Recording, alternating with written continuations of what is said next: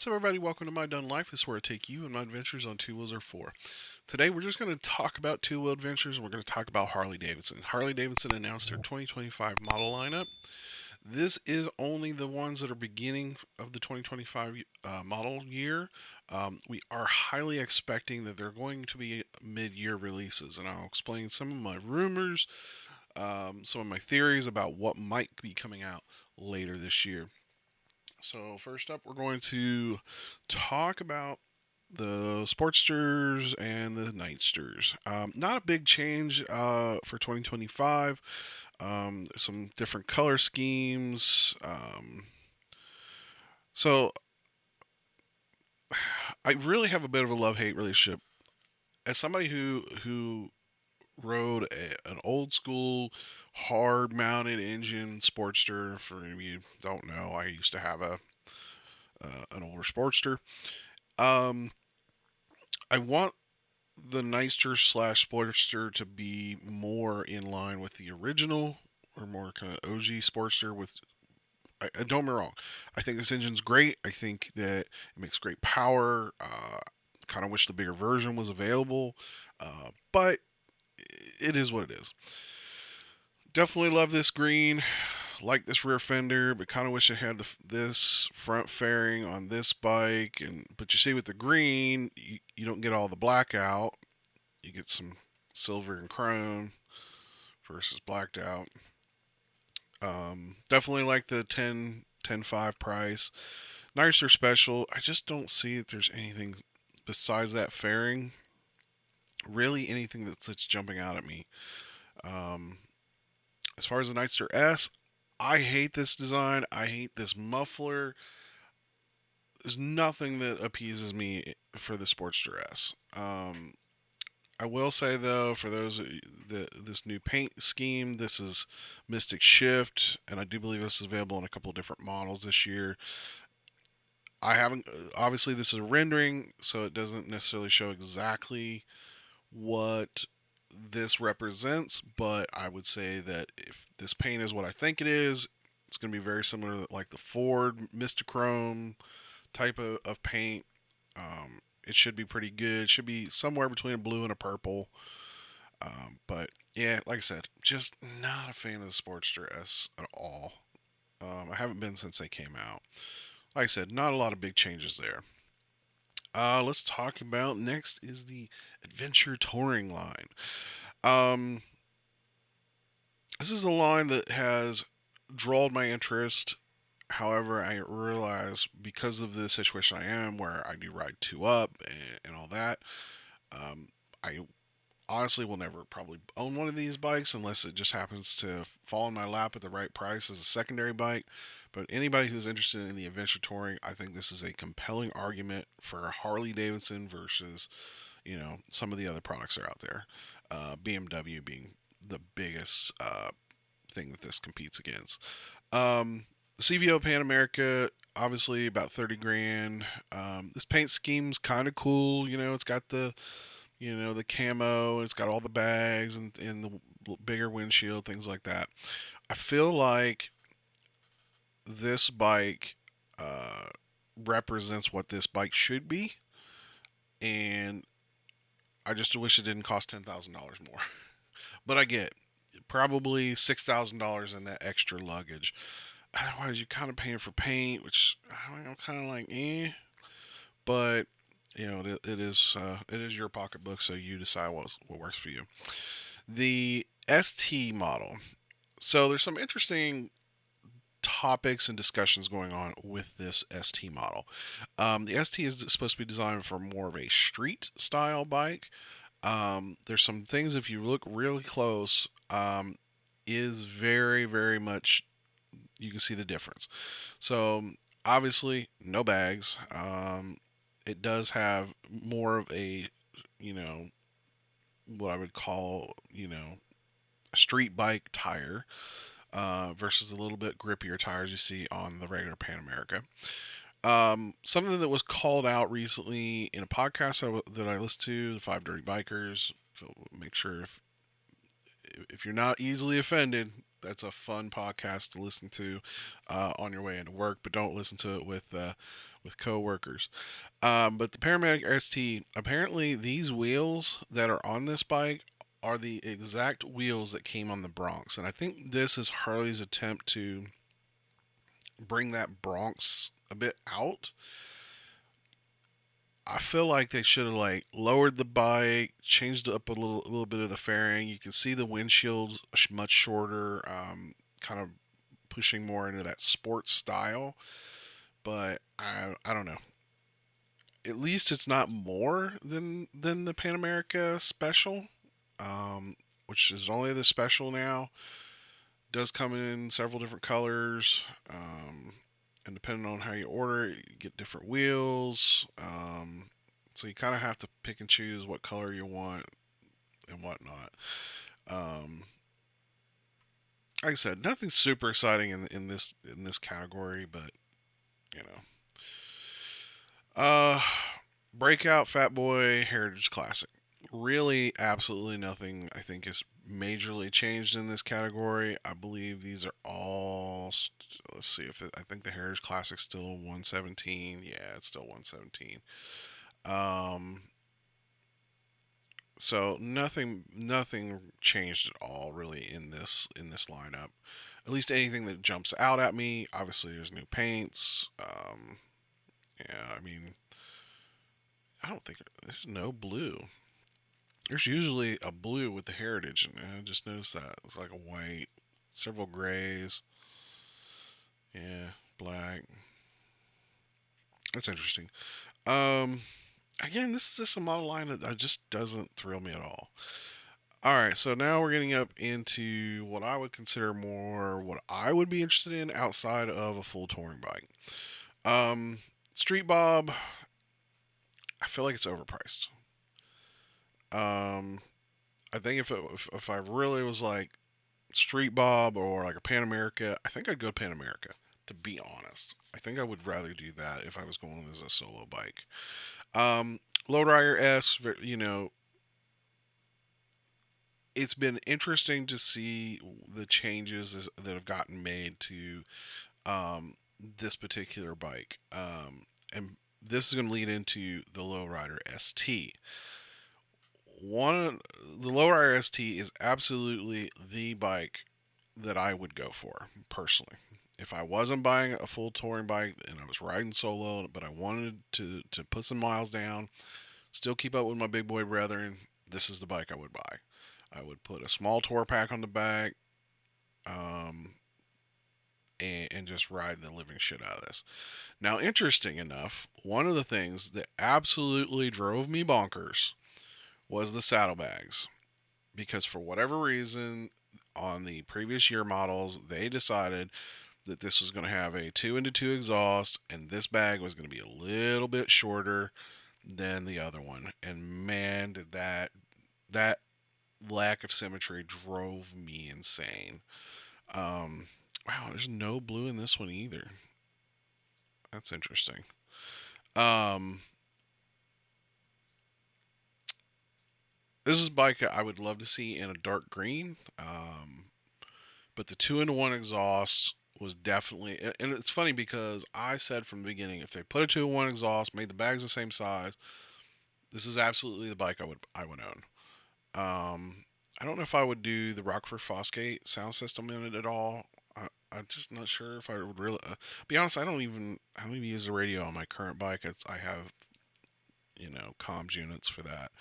Um, I would probably do floorboards, forward foot controls.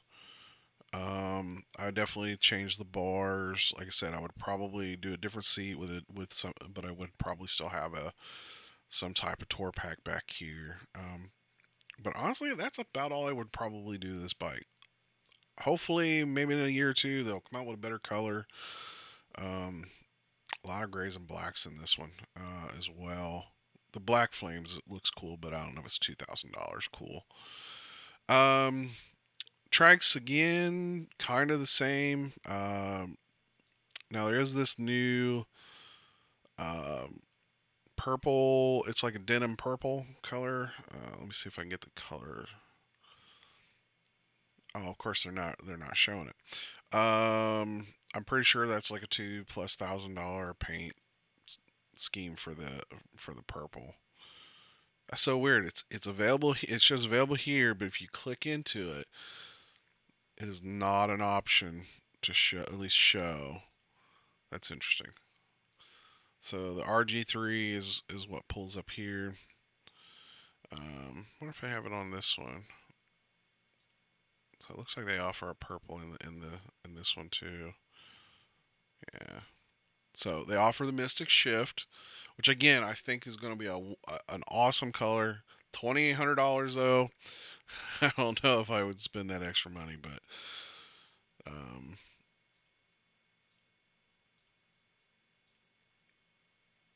Iron Horse Metallic. That's not a bad color. I wouldn't mind seeing this similar paint scheme on a Lowrider ST.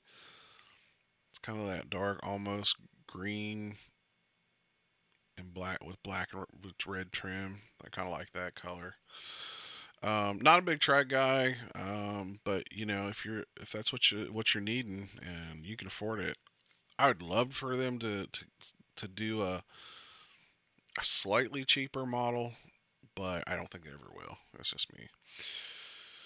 Oh, here we go into the big boy bikes, and this is currently the class that I ride. For anybody who doesn't know, I own a 2011 Ultra CVO. Um, no, I did not buy a new. I very much bought it used, but it definitely was not a cheap bike, even used. So I think the 114 stays in the Road King Special, and I feel like so this is where the rumor mill starts to fly. I'm gonna start with this one because this is kind of the cheaper bike in the lineup. The Road King Special uh, currently has a 114 Whiskey Fire. I'd love to see this one up close. I think this would be a decent paint color. Obviously, available black and gray. This is the bike that's probably going to get a mid-year special release. I do believe this is an anniversary year for the Road King. So I wouldn't be highly surprised. And there's a lot of rumors flying that this one's going to get a mid-year special edition. Maybe it'll come with 117 or 121. You know, maybe it'll be a Road King special or Road King ST or something like that. Um, but Road Kings are always a. I've rode a couple of Road Kings. They're always a fun ride. They're kind of that in between, not quite street glide weight, but not bigger than obviously like a dyna or a that kind of style. So then we get into the street glide. I think not really a bunch of not any big changes. Again, love this Mr. Chrome 117. Um, and you can get it in chrome or black. I'm a black guy. Even though none of my bikes have black in it, but I do like if I was gonna buy one, I was gonna buy a brand new. I definitely want black. 117. This is obviously the new fairing. Instrument sound system, and like I said, no big changes, just color. The whiskey with the flames is really nice. I don't know about $2,900 nice. Um, the Purple Abyss denim. My wife saw this color on a trike at a dealership here last week, and she really liked that color, and I knew she would. I knew this color would really pop at her. Um, but let's see here. Road Glide mostly unchanged. It is the new style fairing. Um, it does have quite a few different color options, including that Mystic paint. Um, so no major changes. Big changes with the Road Glide. Street Glide Ultra. Um, so this is where things get a little bit interesting. As a guy who rides an Ultra, even mine's a CVO. I see things they've added. I see things they've changed. I've seen things they've taken away from the Ultra. Now, the rumor mill originally was that the Ultra was going away and it was going to turn into a package. And actually, that kind of makes sense because essentially, this is a straight glide with a few touring extras. I mean, it's really what it is. So, as you can see, with this particular one, they finally this year upgraded, because that was the thing we didn't get last year. We did not get the new fairing in the last year models. So we got the new fairing, the new entertainment, the new switchgear. Still has a 117, which is a perfectly fine motor. But the tour pack is different. Um, if you notice, it does not have all the crazy lighting that the Ultra normally comes with. So this was something that has baffled a lot of people. And the other thing that's baffled a lot of people, there's no rear speakers, either in the trunk or on the lids. Um, the lids were normally something you would see in a CVO. At least the newer CVOs, you see a lot of them with the lids, but the ones that are right here, normally they're speaker pods. Almost every model I've ever seen of an Ultra, I can't remember a time that this did not have a speaker pod on it. Mine does. Um, so I'm very curious to know what their thinking was, why they decided that it didn't need those. Um, Now, the other big change for this year is these lower fairings, and they are dramatically different. They do work to try to hide and cover up the cooler for the. I believe this does have some water cooling as part of this motor, but you can see that, like I said, they did dramatically change, and this is the first big change of these lowers in many, many, many years. Mine literally, I think, could fit from like 98 to like almost 18, like 2020 or something like that. I mean, I might be wrong, but they really haven't changed these lowers in quite a long time. Um, Otherwise, it's a pretty standard affair. Again, like I said, they added some of the new tech and some of the new switch gear. Definitely upgraded to the new front end design. But like I said, this backside definitely got a delete. So, and it starts around 30. You might as well say $31,000. I highly doubt you will ever find one of these at MSRP, unless it's a carryover from a previous model. But yeah, here's the orange and black. And I won't lie, this is a color that's very tempting to me. I always say that I was a huge fan of the Amber Whiskey Orange. It's probably my favorite Harley color as far as that style. Um, but I still think that, from a personal standpoint, if money was no object, it'd be Mr. Chrome with black on black. Um, God, that looks good. I can't buy a new bike. She won't let me, guys. I'm just telling you now. Maybe in a few years, I might look at one. Um, CVO Street Glide. Um, you know, got the 121 high output. Got a lot of the fancy little extras. Comes in two colors. Poison berry. I'd be very interested to have my wife see this one and see if she likes it. I'm sure she probably would. And then you get depending on if the black trim, you got these two color choices. If you're going with the chrome, then you get the blue streak. I won't lie, I guarantee my wife will love this blue. Blue is her favorite color. I guarantee this would be the color like would draw her in. Would be this blue, you know. But I feel like I don't. Besides the motor, I just in the fancy paint. That's about, well, I guess maybe the Brembo brakes. Is Brembo brakes? I don't think it's available on the other models. It is twin disc, but I don't think yeah, they're not Brembos. So you're getting Brembo brakes, you're getting the bigger motor, and you're getting a fancy paint scheme. Kind of the same thing with the Road Glide. Like I said, no, it's not really that big changes as far as any of those. I do believe a lot of people talking the bars are higher. than they used to be. Um, yeah, so just a lot of paint, Brembos, bigger motor, and you're able to get it in the two color schemes.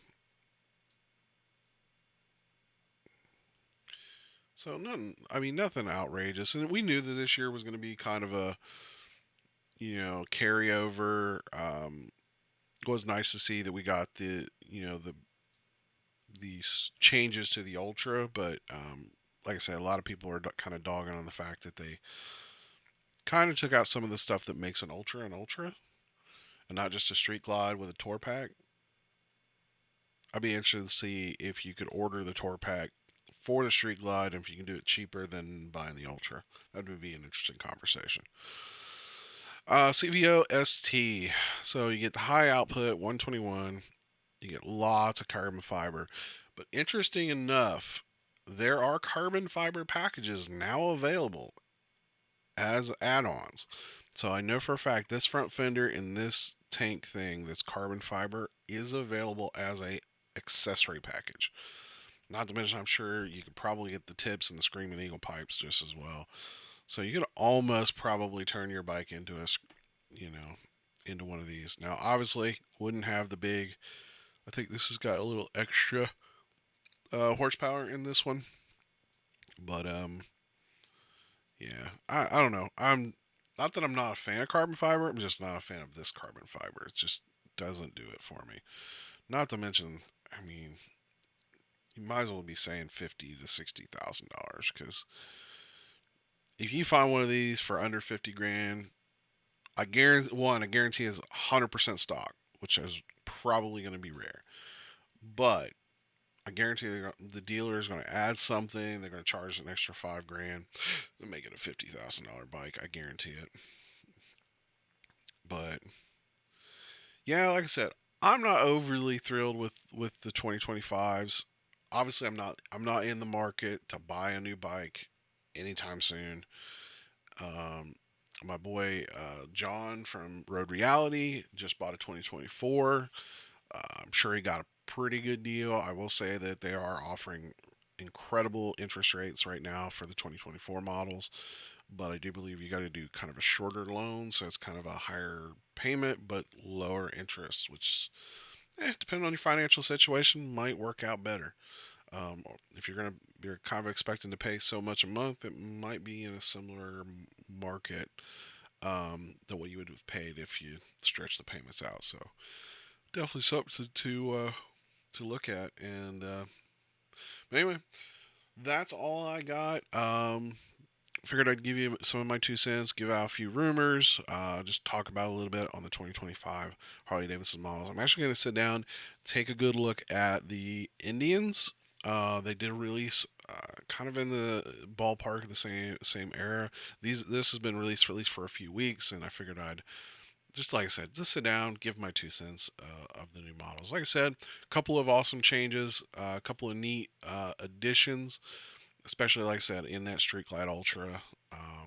I am very curious as far as the audio, why they didn't include that extra lighting and extra sound as part of that package. Because like I said, I would almost bet you could probably. I mean, you can do a Street Glide for 27. I don't know. Would it be $3,000 to add the tour pack? I can't imagine. I mean, Avan Black would probably be about $1,000 maybe. So you probably save almost 2 grand, but you wouldn't get the lowers. The lowers would probably what kills you. Be very curious to see if Advan Black or somebody makes those lowers or makes reproductions of those lowers. I'd be interested to see. Anybody knows, leave a comment down below. I'd be curious to know if you took a Street Glide, added those two things to it, would it be still cheaper than buying the Street Glide Ultra? Let me know in the comments below.